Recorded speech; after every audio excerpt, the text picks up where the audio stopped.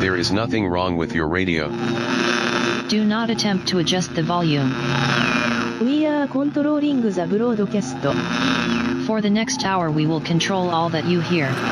You are about to experience the knowledge and insights of the Media Mothership. All right, hey, you're listening to Media Mothership here on Edge Radio 99.3 FM. I am Dr. Craig, joined by... I've been trying to think of pronouns, yes. titles to afford my two wonderful guests. Let's call them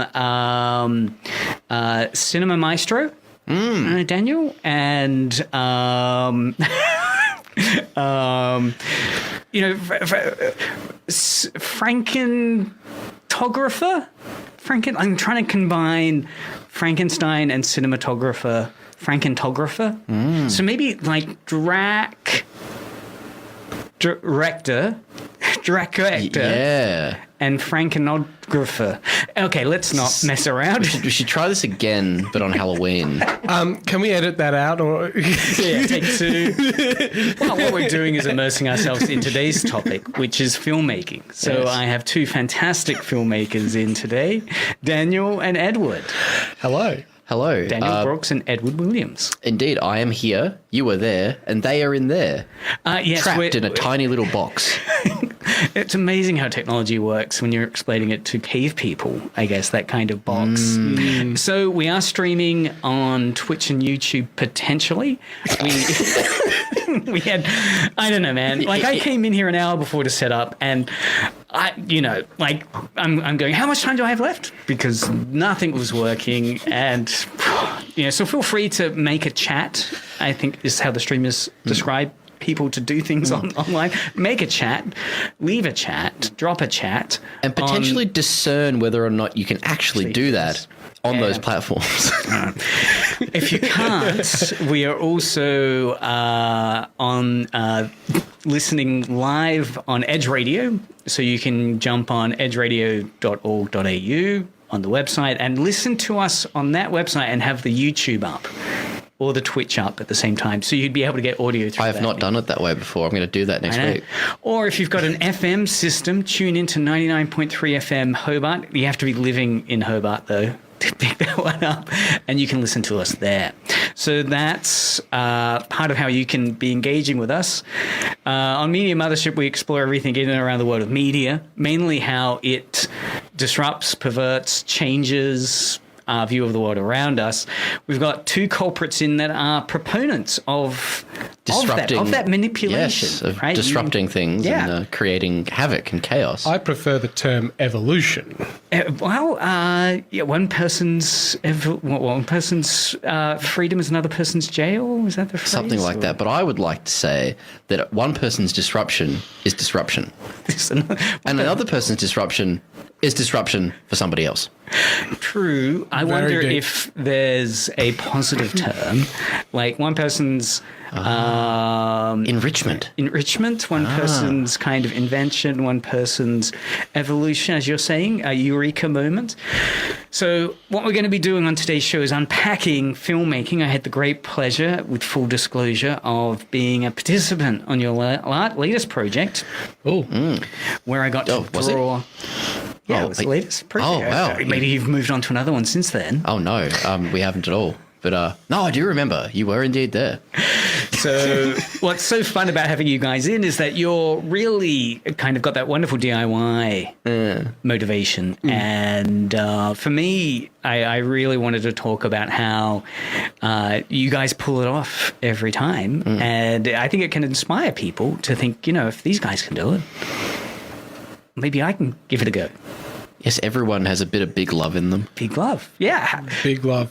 And, of course, that term grew out of one of the other film projects you were doing. So wonderful. Originally inspired by a strange person who accosted a classroom that I was in. And Yes. So a lot of your work is based on real life experiences. This will be the third or fourth? A third film, yeah. Third film that you're currently in production. Yes. Yeah. And yes, I was brought in to do a small piece drawing upon my own experience, I guess, as a previous lecturer at a number of different universities. And that was a lot of fun. It was great. Before I jump into that, I was thinking I want to, because we were talking about what we're going to chat about. And of course, I can debrief about my own experience, but I wanted to. I was thinking about that, about what my experience was like, and there were two film clips I came across, or interviews with other people. Yes, yes. So I was going to play just the start of these two interviews, and then get us to jump in to talk about, the way they're explaining it making sense to us or not. Ah, yes, that's a good idea. Right, because the first one, because there were two experiences I had on set. One was the mechanics of being on the set with filmmaking, and the other one was kind of the script and story and that term world building. Yes. So I want to kind of unpack those two ideas through my experience, as well as you guys as the puppet masters. Puppet master is a bit of a harsh term, isn't it? Facilitators. Yes. Facilitators of the creativity of other people. Exactly. Yes. Much more constructive. So this first... Through subtle manipulation. Yeah. Well, and I think much needed guidance, direction, encouragement. Okay, so the first clip is from a YouTube channel called Film Courage. Okay. Has a lot of great interviews with cinematographers and so forth and directors. This one is interviewing Aya Friedman, sorry if I mispronounced that, who's an entrepreneur, innovator, cinema technologist. I was thinking those can be applied to you guys as well. Certainly entrepreneur, innovator, and technologist.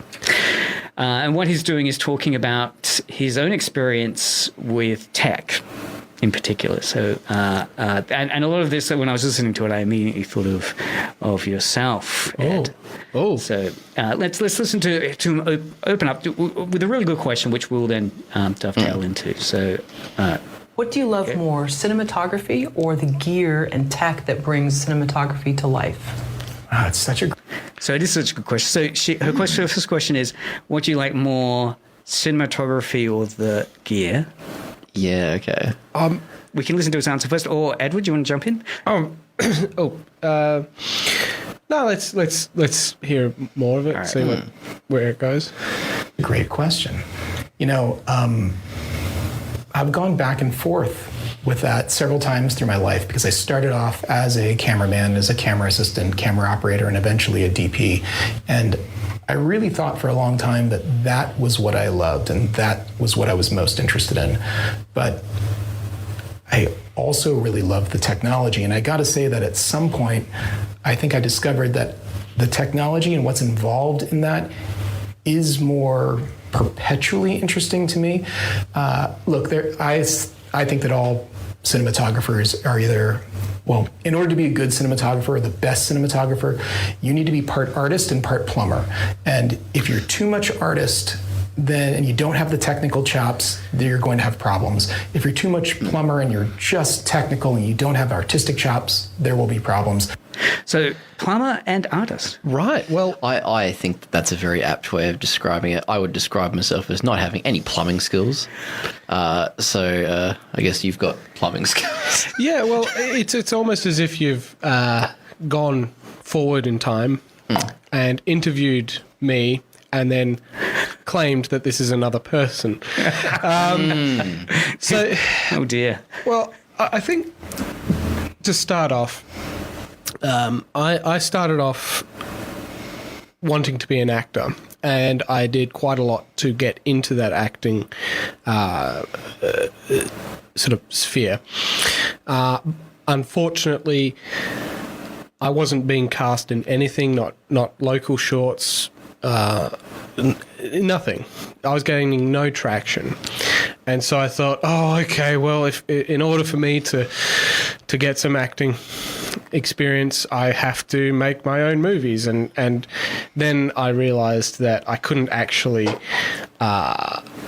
star in or act in any of the movies that I made because that was just too many roles at a time. So I did settle into filmmaking at a very sort of from the creative point of view. And so my mindset was creative above technical.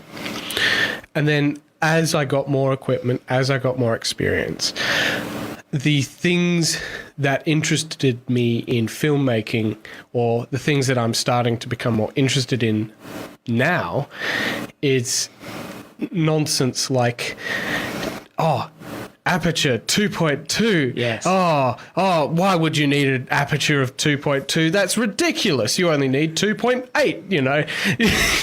Yeah, like sort of, and so then that comes into, I've got a budget to work with. I've got this amount of money to spend on gear, and I could spend all this money on this to achieve that. But why would I do that when I don't need that option with that equipment? And so I got into this rabbit hole of just researching equipment and looking at how some microphones cost X amount of money, and the microphones that I was interested in cost a lot less for a tiny fraction of lower quality, you know, the diminishing returns. And this is a roundabout way of saying that I've found myself more interested in researching gear and acquiring gear and seeing what that gear is capable of and exploring the gear. And the actual creative side of it has become somewhat secondary for me. And I believe I can get away with that personally because I have a strong director in the form of Daniel Brooks. Yes. who sort of takes on that more creative role than I do. I would even say that I've sort of not relieved you of duty, but sort of taken the burden of that onto myself a bit more so that you can care more about tech and equipment. Yeah. Yeah. And I think you've also given me the opportunity to actually realise what I get out of it. So again, that idea of balancing the plumber and the artist kind of drive. They're there in various percentages, but it's interesting to hear sometimes you'll get pulled more into questions of the plumbing. Yeah. Other times the art. Yeah. Now, granted, I did say I was not a plumber at all, but I think there is plumbing involved in organisation, and that is kind of a technical skill. Yes. And that's probably the technical skill that I actually do have. Well, how's the plumbing been on the new film? So what type of admin, tech demands have you found yourself facing this time that have been different? I think admin's pretty streamlined for this. It's just me and Eiley, our production manager. We talk about props once a week, and then we go and do whatever we're doing. Because I've usually written... I spent a lot of time in pre-production writing documents and documents of information that I just pull from now to act upon, essentially. So it's pretty cruisy. And you mentioned props. How have the props been coming together at this pretty point? Good. Like there's big lists of it, and then you go, oh, actually, it's really not hard to get any of this stuff. Like you just find it in the houses or in the place that you're filming because it's naturally there. If it is something a bit more complicated, I'll get a graphic designer to make this and we'll stick it on something. Like we made a series of fake beer bottles with a fake brand. Right. Yeah. So for a So you had to get a label created, made, printed. Yeah. And we've got a great relationship with a graphic designer who has done a lot for us, like DVD covers and our actual partnership logo. Yes. And that was then adapted into the logo for this fake beer brand.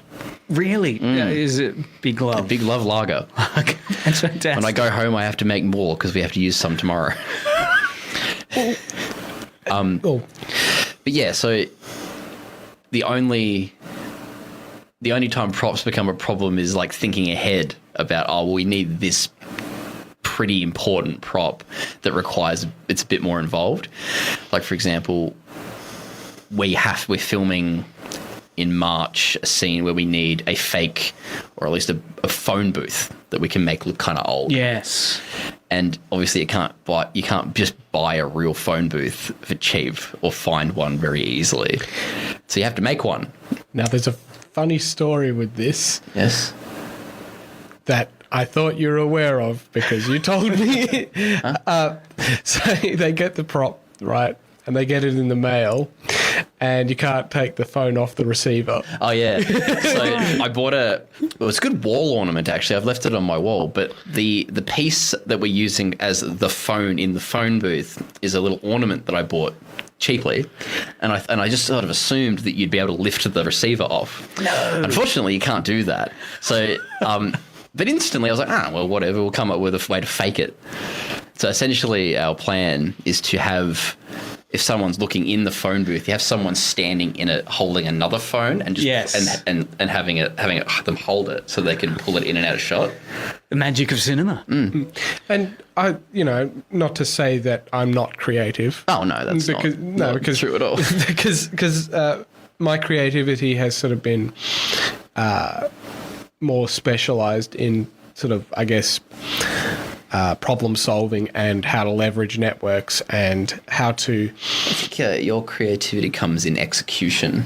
Yeah, that too. As opposed to inception. Yes, yeah. And I find that actually coming up with ideas for shots, I think it gets messy if I try to come up with that, with those shots. I just have faith that Daniel has an idea of how those shots are going to be edited together, and I perform those shots. I think, Craig, have you ever seen the weird thing about like seeing an apple in your head really clearly or not at all? Have you ever seen this? Oh, how does that work? So it's a test for how vivid your sort of visual imagination is. I know a guy at work who cannot see images in his head. So you describe something like an apple. Yeah, and he can't to them. He can't imagine it visually at all. Oh, yeah. And I think I might be pulling this number out of nowhere, but I think this was the case. I think there's something like 30% of people don't actually see images in their head. Right. And I was like blown away by that, because that doesn't make sense to me. Because to me, I was explaining to someone yesterday, to me it's kind of like I've got an extra layer of images going across my vision. So when I'm imagining... So you're schizophrenic? Oh, maybe. But when I'm writing, I just see it. Yes. Like just instantly. And consistently it just repeats over and over in my head when I think about it. So it's as though I've watched it a million different times. So it's really easy for me to concoct lists of how it's supposed to look without necessarily having to storyboard it, because I know a lot of people would do that and would recommend doing that. But I tried it once and I was like, I don't need to do this. It's all in here. And it doesn't. So, he was pointing to his head, by the way. I was hoping that they'd pick... Good. This is a audio medium. Yes. And so does that mean, Daniel, when you visualize a sequence, you're visualizing it edited together? Yeah. Yeah. See, I actually struggle to do that. You're very good at focusing on single shots. Yeah. And knowing how each of them is working. So, think of that what you will. I suppose you might say I think in terms of the edit of the film, so I just sort of know instinctively how to write a shot list. So if I do it by myself, it comes out a lot more unfiltered and probably a lot more slightly more ambitious. But in doing that, you sort of strive harder to get to the spot that you want to be at. And I imagine, really important literacy to then become a second nature as you're breaking down the world around you, but via that technology of creating a film. Yes, right? That exactly. This will appear there. You see sometimes that kind of people doing cliche the of little star hand sign thing. Yeah. And there'll be getting the aspect, I guess, or what's in shot and not in shot. Yeah. But you're doing it without having necessarily to put I don't rectangle really in front have of to your do face. that necessarily. He just trusts that I've got it in shot. Yeah. Yes. Actually, there is a piece of equipment that you might notice some directors have in behind the scenes footage. They'll have this necklace with this lens thing on it. Yes. And that's yes. basically so they can see Right. without having to set up the camera. Right. Yep. And my equivalent of that is I just have the camera off the tripod and I just set up the shot with the camera vaguely. And then I go, yeah, that's good. And then I move everything in place and set it up there. I suppose any interest in technology that I have is, wow, you can do that? That's cool. Like when we hooked the phone up to the camera, so now you don't actually have to look through the camera to see what's on it. And you can walk around and you can show people what the framing is without having to move the camera. But I guess you have to be open to the learning curve that might be linked to that. It's like, okay, it looks great. I guess let's put into practice, see what works, doesn't work.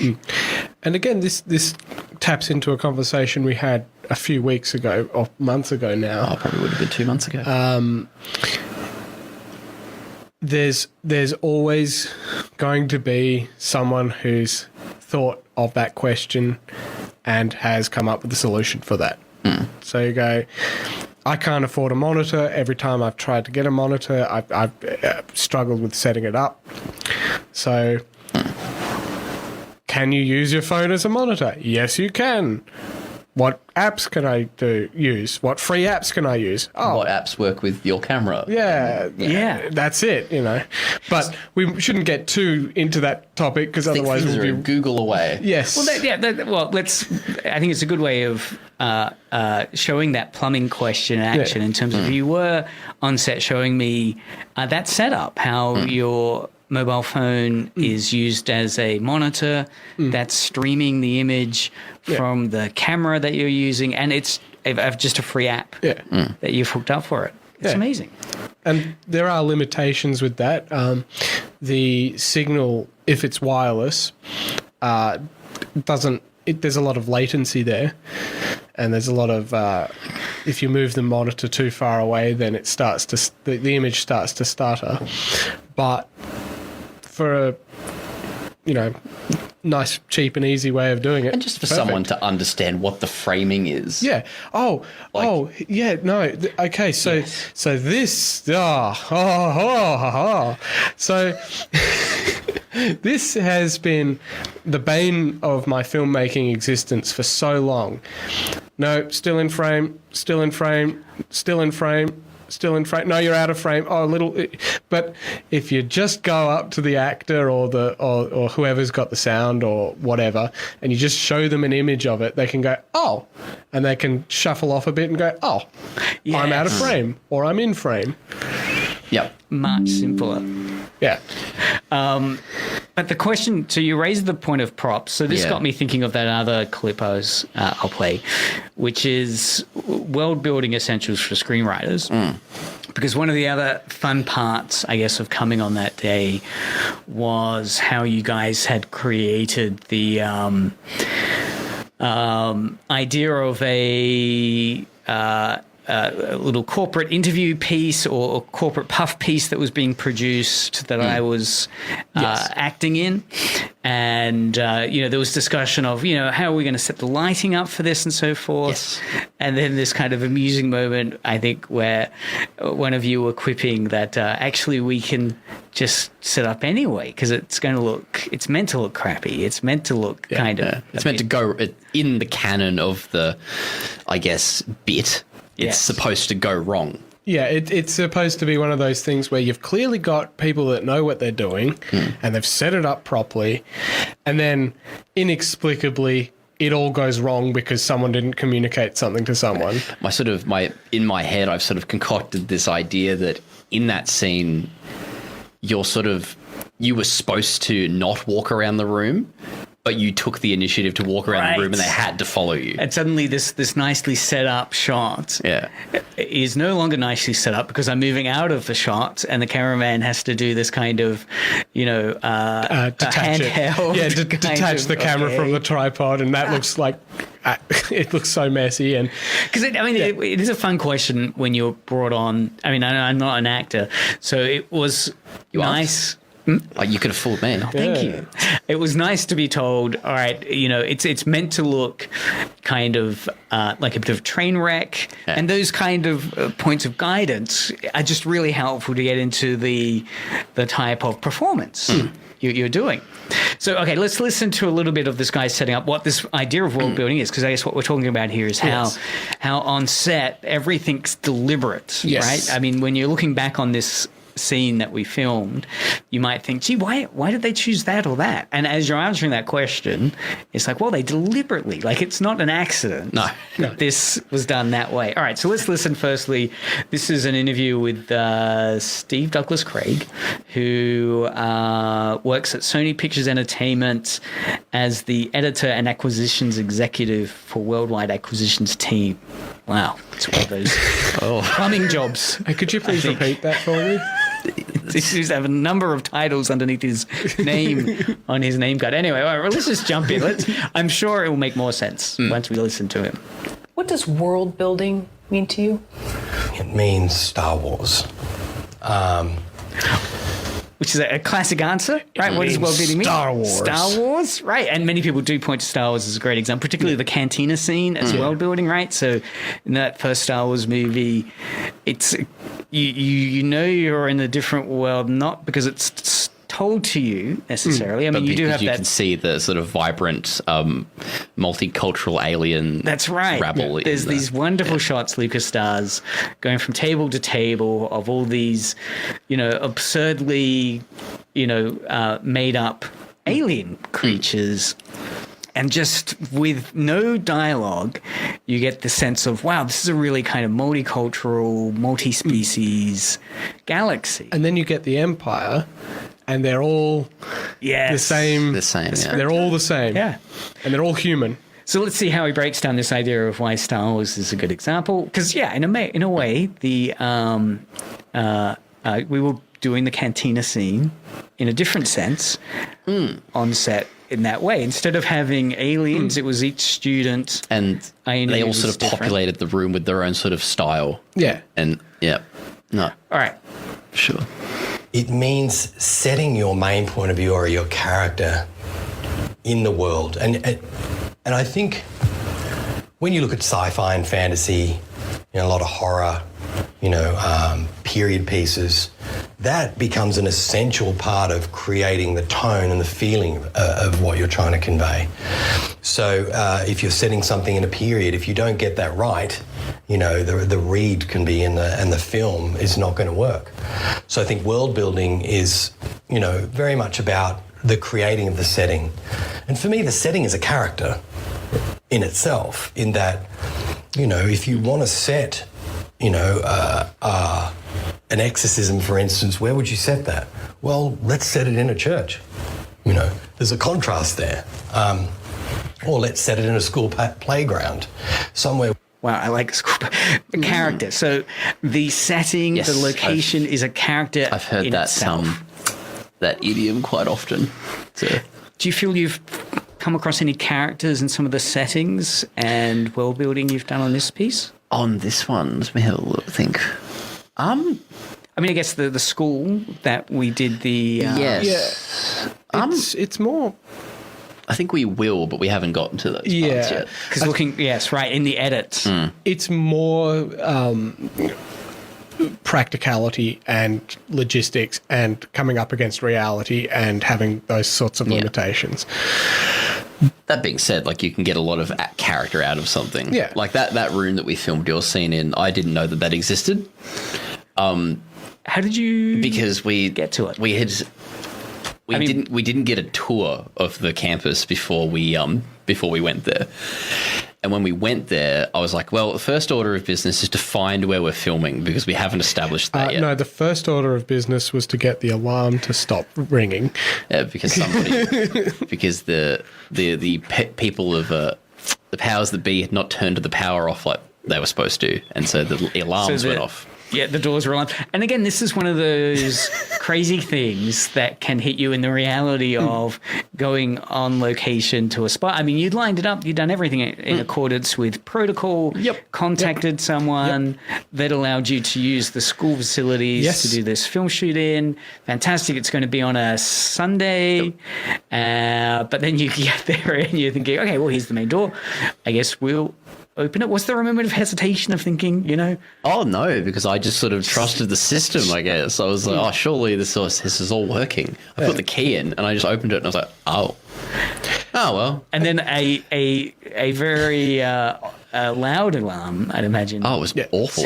Mind you, I don't think anybody was too concerned. There weren't any citizen arrests made? I thought it was hilarious. No, like we both thought it was quite amusing. We were like, here we go. And I don't want to toot my own horn, but I believe that had we reacted differently, had Daniel and I started panicking, everyone else would have started panicking. Because all you can do is to get the person with the contact to make the contacts again, just to make sure that we're in the good zone.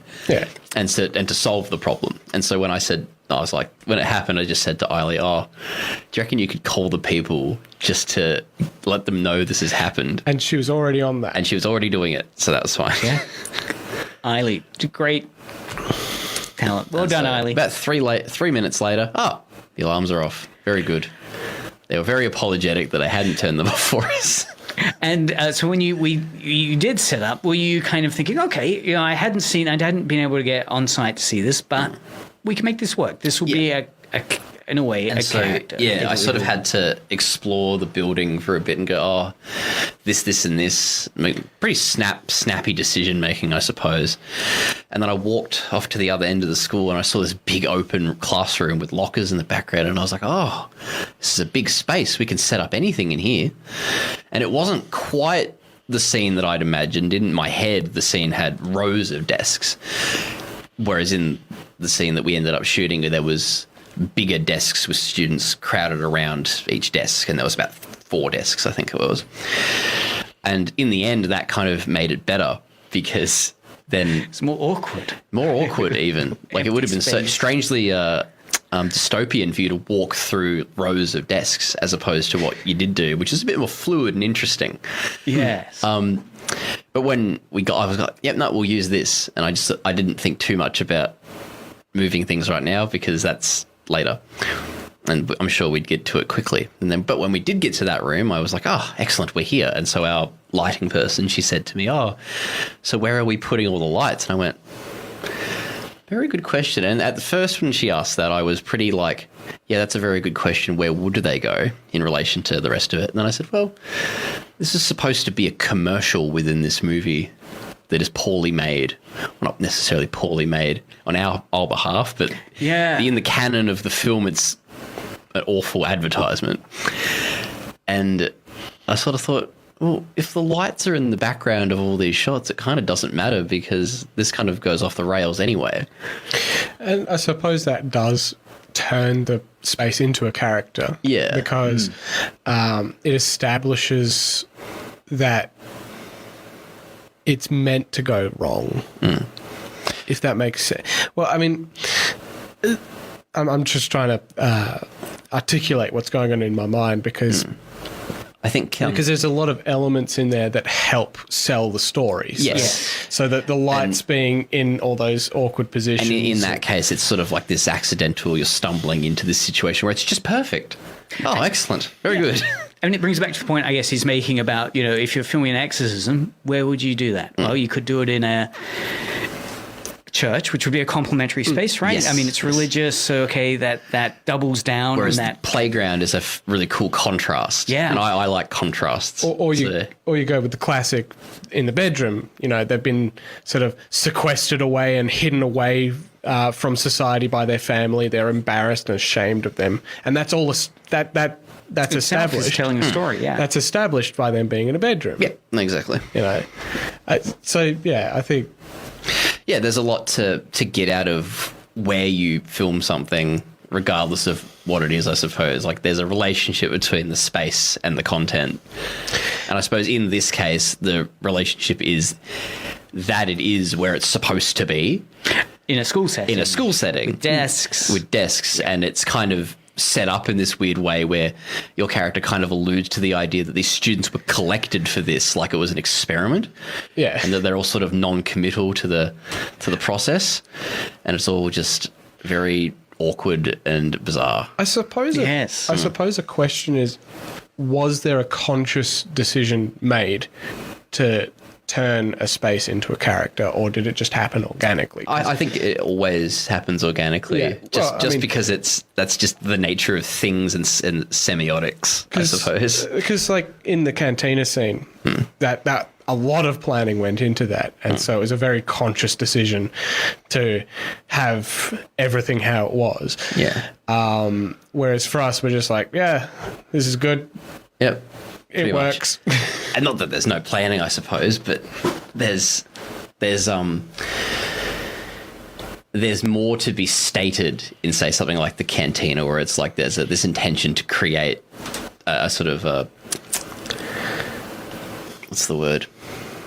A verisimilitude. Yes. For the audience to buy into. But, you know, again, I think you could imagine that suspension of disbelief being threatened if it was, you know, so you're meant to be talking with students. If they were not kind of portraying studentness enough, right? Unless that was the kind of satire. Which is quite funny because originally the character I was playing in that scene was supposed to be played by Peter G, who is old man.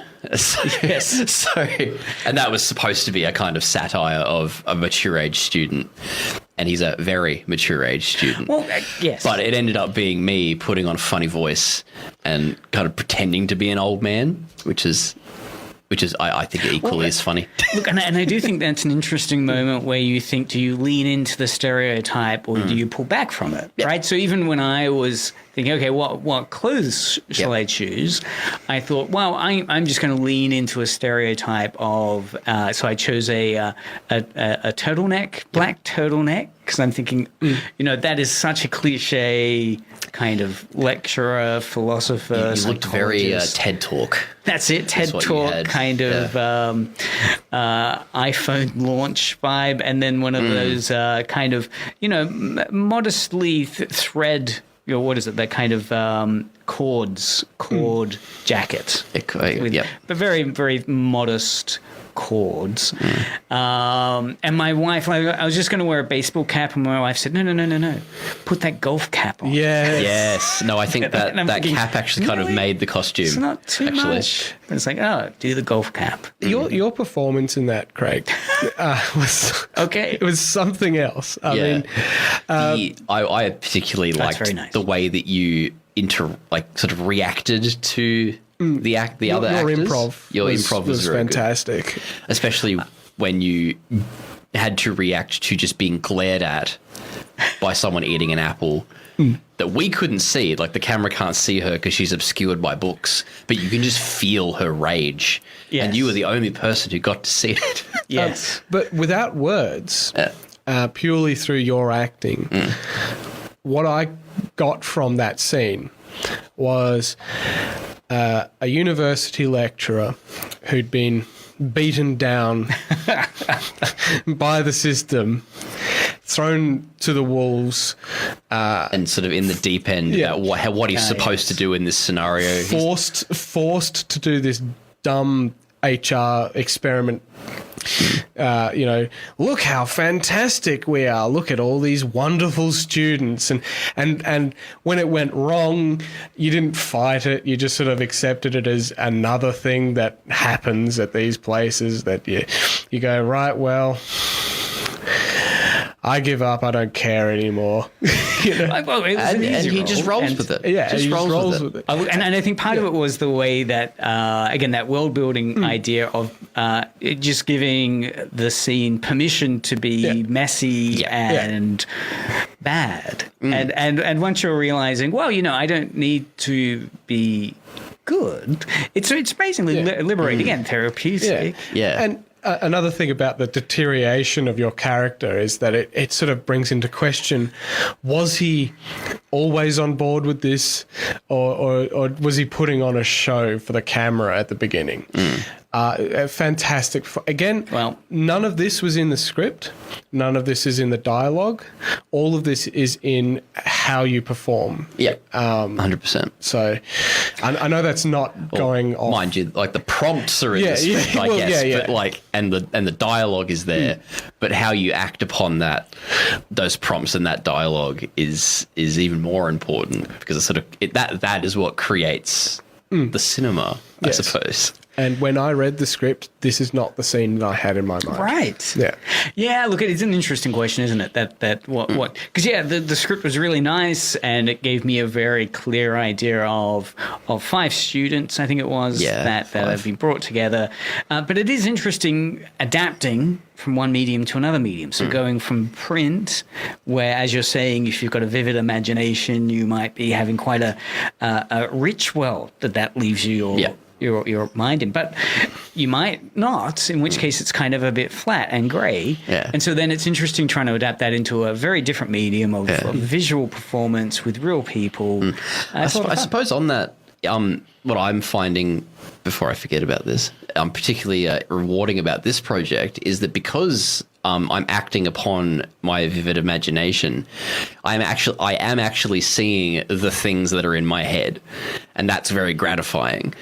And when it isn't exactly it, it's usually better. Right. Like in this instance with this scene that you're in, I mentioned that originally in my mind it was rows of desks. Yes. But how it ended up was more amusing. And now that is the definitive version in my head. So it's replaced whatever was there before. But the way it flowed and the way it was paced and how it was performed was essentially what was in my mind. It's just that I guess the particular visual of it is different, which is interesting, I suppose. And again, it's such a unique experience to go through, that idea of I guess you could the cliche of being giving birth to that process. All those kind of transformations and emotions you experience. Very interesting. Well, let's jump in and hear where else. Well, actually, would you guys like to further embellish the idea of world building or plumbing? Oh, that's a very good question. Do we have time?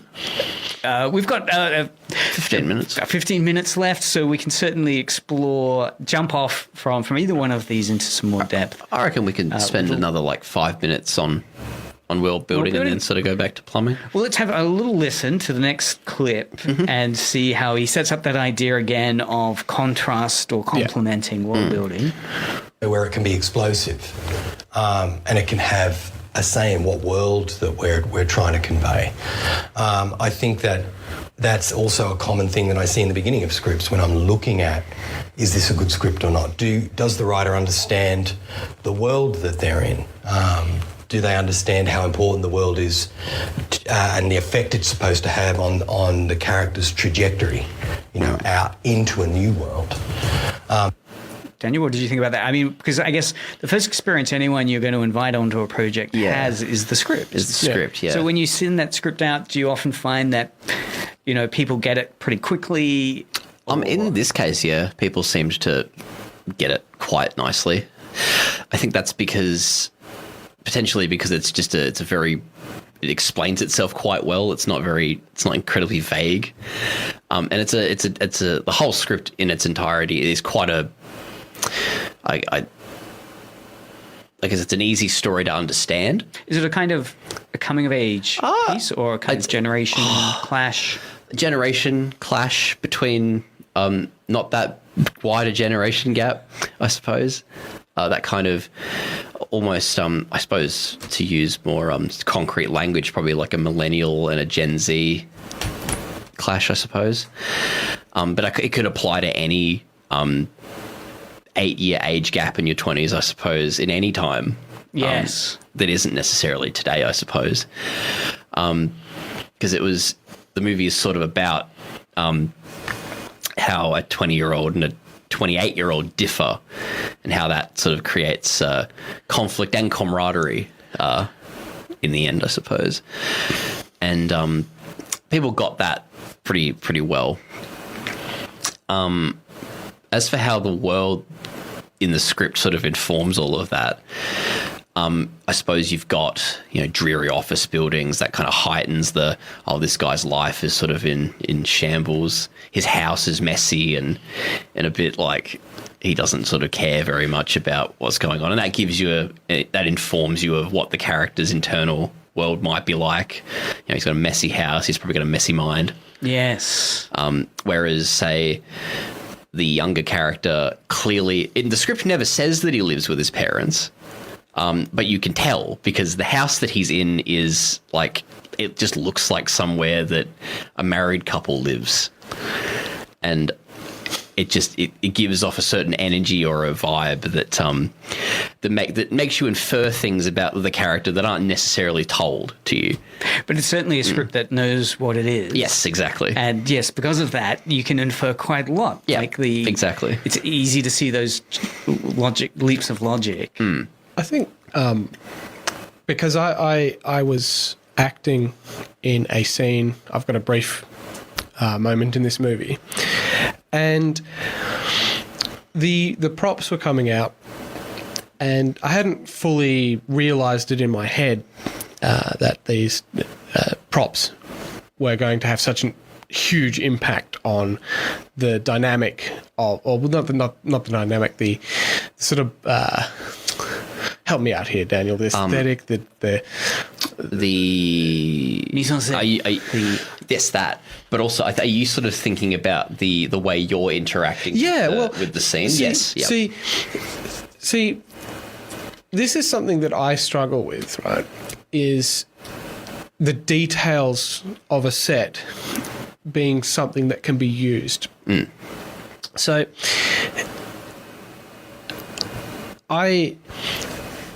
I did do a decent job, I think, of going, oh, well, my character can show dominance over this other character by picking up using the scene. By using the scene and picking up one of his toys and threatening him with it. Not threatening, but just sort of laissez sort of. I suppose to be more specific, it's like he's the main character's supervisor. Yes. Right. And he comes over to sort of toxically guilt him into working on the weekend. Yes. Yes. And he kind of and one of the props in the scene on this desk, because the character, well, this is another setting thing, I guess, is that another more world building thing is that this character, the main character, loves knickknacks. Yeah. And he just has stuff everywhere. And so he's got cars and toy guns on his desk and a random lightsaber that he hits his desk with at one point, and darts that he's just got there. And so when you come over to sort of to increase that sort of power dynamic, he picks up one of the toy guns and starts playing with it while he's really delivering his sort of thesis on that moment. And I think I do a good job of that. But I didn't incorporate the fact that I had allowed one of my underlings to clutter his workspace with all this, in my character's mind, crap. I hadn't really sort of internalized that and gone, how do I use this in the performance? It was just I can use this gun to, threaten him with it. And there's meaning in that. Like twirling a gun around while you're talking to somebody has a kind of aesthetic vibe to it. Yeah. Very complimentary again. But there could have been more sort of contempt and disgust for why he's got all this stuff, Which interesting, creates discussion amongst everybody who's there as why does he have all these things on his desk and why do they allow this? Yeah. Which creates funny headcanon moments. We go, well, he just has them because he's really good. He actually is really good at his job, and they just let him get away with it. Yeah, and they don't audit him because he does his job well. Just don't question it. Don't. Maybe they think he's crazy and will pull a gun on them. Who knows? Yeah, just let him go. Let him be. But the point is that I didn't internalize that at the time, and so I can definitely improve on that in the future. But again, I could see how the props combine nicely with the script. Yeah, and the setting and whatever where we're filming. But my performance suffered because I didn't internalize it. Oh, well, maybe. I think you're being way too harsh on yourself. I'm sure. I actually have a comment to make about that line of thinking. Yep. I actually think that not internalizing the quote-unquote logic of that is actually a boon because it lets you focus on the thematic relevance of why you're doing these things on a subtextual level. Oh, this could turn into a whole discussion. If you focus too much on what makes sense necessarily, you're going to miss the opportunity to do cool things that make sense on a deeper level. It's almost a very mindful moment. Yes, right? it is. To allow yourself to, like, there's something they say about the script, right? Like you learn, memorize, do the script, and then there'll be those interviews with actors, and they'll say, so we did like 6 takes from the script, and then Robin Williams will often talk about this moment in the film. Like they'll say he'll deliver it 6 times perfectly, and then they'll give him 1 or 2 improvised scenes. Sometimes they'll use those, sometimes they won't. Yeah. Allegedly, there's some film, like a PG one he did, where the improvised scenes basically turn it into an R-rated film. Yeah. Oh dear. And people have been pleading for this R-rated cut, right? All of Robin Williams's unreleased cuts from, I forget which film it was, but anyway. I think it might have been Aladdin. Yeah. I think you're right. And all that said, that's not to say that someone pointing out some logical inconsistencies is a bad thing, because that can sometimes work wonders. Because I was location scouting with somebody for a park that we could use for one of the scenes at the very end. And he sort of said, in the script, because he's the lead actor, he goes, well, in the script, it kind of comes across more like it's a camping ground, like a out there kind of place. And I, for reasons of, like, for artsy reasons, wanted to use a swing set in this scene. And I suppose, sorry, that sort of, and him going, well, so why are we using a park? And initially I was like, that question doesn't matter. But then I thought about it for about 30 seconds, and I was like, wait a minute, this actually kind of this could tie in quite well with the movie, because you could say that they've come to this park. It's not what they expected. It's changed from the last time they were here. And that's relevant to the point of the film. Yeah. And it makes it more poignant. I suppose what I'm getting from this conversation, or did you have more? No, go for it. I suppose what I'm getting from this conversation is that intentionality versus happenstance, it's not very useful to go, no, you have to be 100% intentional or 100%, we'll see what happens when we get there. I tend to be very intentional about things, but I think that, and I could go on about this kind of thing for hours, but I think that people overvalue planning in their writing pursuits. Yeah, particularly if it comes at the expense of improv. And I think that's not so much something that writers overvalue, but it's it's the consumer who overvalues that. And so they look for planning as did they plan for that? Why were the curtains blue? No, not even that. Yeah. It's like what I'm talking about is, was that foreshadowed? Or was that just like he left breadcrumbs for himself and picked it up later? Yeah. And I sort of go, people like to claim that 100% intentionality means 100%. That's the better way to go. But I think it's more interesting if you can really see that an author has left themselves something and then picked it up later and used it for not necessarily what they would have thought, or even they might not have even had an idea, but they take it somewhere and it looks like it was like that all along. I suppose. Yes. Yeah. It can be fascinating hearing about film projects later, and something that's become quite a significant part of the film was only, accidentally included. It was like Twin Peaks, the famous scene where I think it was one of the gaffers or something, or one of the set assistants was stuck in shot. But thought he was out of shot, and it was the bedroom scene when the mother goes up after Laura's died. Anyway, and then they were going over the shots, and they realised that he's in shot, and it was going to be a real headache. But then they decided, we'll keep it in because this is that it's supposed emergence to be of this supernatural Bob Killer character. Yeah, exactly. Yeah. We are nearly at time. I know, because it does feel that, Ed, you've got. I just last point. I just wonder how many interviews with directors and such.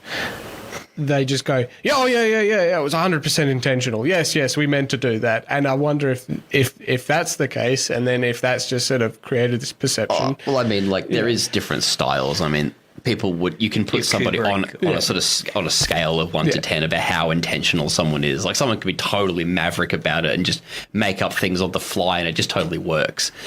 But you've got to sort of balance that with that intentionality with being able to improvise and take what you've already got and make it work. Tommy was comes across as being highly intentional. Oh, yes. But that doesn't necessarily mean... The Room. Yes. Yeah, that doesn't necessarily mean that it's the best thing ever made, because it's just, maybe he vampire, or spoons, it's a symbolic meaning, and you go, why are there spoons in these frames? It's just... Well, it was because they bought them that day from the shop and just kept them in there. But. But but maybe he vampire, maybe American football is... and it just seems like it's intentional, but it just doesn't add anything to the story. Well, actually, there was a quote that somebody said to me quite a long time ago, and it was, there is no such thing as thoughtlessness in creative pursuits. There is only stupid thoughts. Yeah, there's no bad ideas sometimes. Well, more so that it's not that no one's never thinking about it. So if you accuse something of being thoughtless, it's usually more that it was a bad thought. I think it's strange to conject that a creative person didn't think about what they were doing. That's just what they do. That's just what they're doing. But what was I going to say? Something to do with that. Oh, I've lost it. Oh, it's so sad. Well, we are at time, but we'll have to see how this thoughtfulness continues and how the project then emerges. So if people want to find out more about this, where can they go? Oh, you can go to space. You can go to 3 different places, actually. Yes. You can go to my Facebook, Daniel Brooks, with no E, so BROOKS. Or you can go to the Big Love Studios Instagram, which someone helped me make a week ago. Oh, great. So that exists now. So that's Big Love. Big_love_studios. Studios. All right, so hit those up on... And we also have a TikTok. Instagram. Wow. Yeah, we have a TikTok. It's good. It's also Big Love. Big Love Studios, yeah. Excellent. Well, Daniel and Edward, thank you so much for coming on Media Mothership this week. Doesn't look like K-pop will be playing unless I could just sing K-pop music, which I can't. Oh. So keep listening to some Edge Radio tunes. Media Motherships will be back next Friday, and we've got Can't Sit Down with Adrian after this. Thanks again, Edward and Daniel. Well, see you, everybody. Thank you. You can come out of the camera now. The true sounds of Tasmania.